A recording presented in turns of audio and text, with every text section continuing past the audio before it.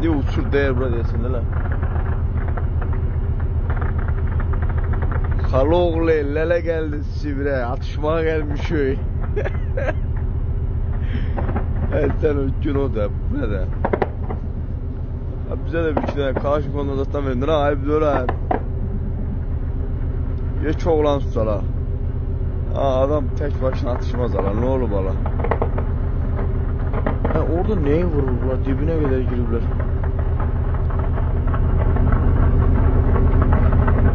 Attı gene.